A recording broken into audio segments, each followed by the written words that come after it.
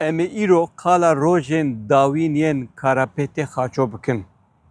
Li dinyayê hunermend kî dibe bila bibe her kesê navdar rojên wî yên yan jî rojên wê yên dawîn girîng in. Ew kîca cisnî be, kîca gelî be, kîca nijadî be ne mühîm e. Karapetê xaço jî ji me ye. Loma rojên wî yên dawî jî ji bo me girîng in. Kî qal dike? Keça wî araksî xaçetûriyan qal dike. Hala rojên dawîn dike. Piştî Ebdalê Zeynîkê her hal yê herî navdarê me duwarê dengbêjî de karapetê xaço ye. Di sala 1933 de hin tarîx jî dibêjin 1900 de hatiye dinyayê.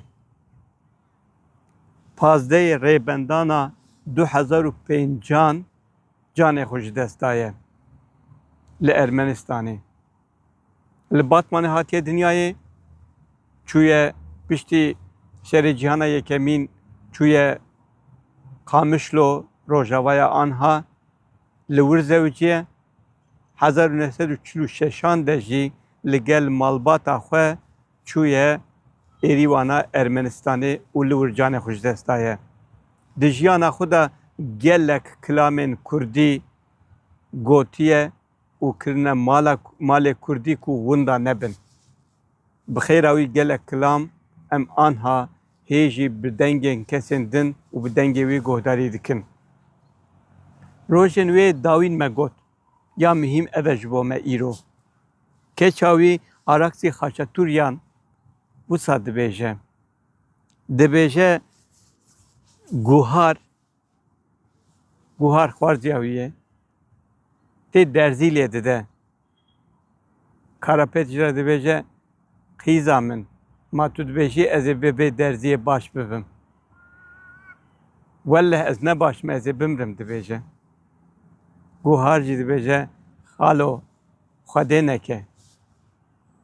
Axir piştî vê derziyê mesele ne derziye yani rojên wî yên dawî piştî vê axaftinê bi rojek canê xwe ji dest dide.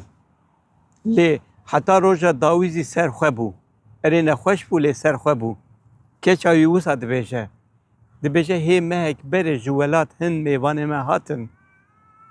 Heta serîsbê wî ji wan re kilam gotin. Wan gotiye apê Karapêş tu gelekî başî divî emrî de. Ew jî dibêje ez hê nû lê sor bûme. Lê mixabin piştî van gotinan bi mehek û piştî wê derziyê jî bi rojek di rojan. Mesele ne derziyê wek me got. Canê xwe ji dest dide. Erê xatir dixwaze lê ji bo me mîrateyekî gelekî girîng û navekî gelekî girîng dihêle bila ciyê wî bihuşt be. Ê baş e keça wî ji bo kî qal kiriye? Salih Kevirbirî li gel keça wî hevpeyvînek kiriye û ew hevpeyvîn anha di hejmara nû yan nûbiharê de hatiye weşandin. Ev pasa jî me ji wê derê girt. Hûn dikarin berferiya hevpeyvînê di kovarê de bixwînin.